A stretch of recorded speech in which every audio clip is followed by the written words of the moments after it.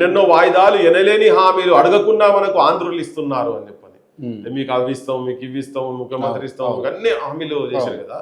అవన్నీ చేస్తున్నారు. ఇప్పుడు దండం పెడతారు కానీ లాస్ట్ మనం చిప్ప చేతికి ఇస్తారని. అది ముచ్చలేంద్రనారాయణ గారు ఏదైతే చెప్పిండ్రో అది జరిగింది. లాస్ట్కి వచ్చే వరకు అదే పంచాయతీ అని.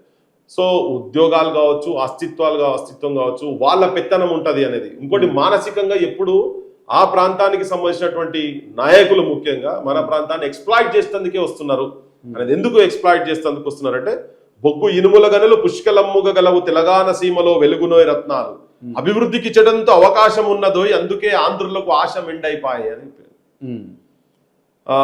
అంటే ఇక్కడ అవకాశాలు ఉన్నాయి, బొగ్గు ఇనుము ఇవన్నీ, అంటే తెలంగాణ సంపద మొత్తము ఉన్నది కాబట్టి దీన్ని దోపిడీ చేసేందుకు, దీన్ని అనుభవిస్తేందుకే రావాలని ఆలోచన వాళ్ళని తప్ప ఇక్కడ ఏదో మనతో కలిసిపోయేందుకు కాదు. వాళ్ళు ఒక ఆశాపూరితంగానే వస్తున్నారని. దీనికి నిదర్శనంగా ఇంకొకటి ఏం చెప్తారు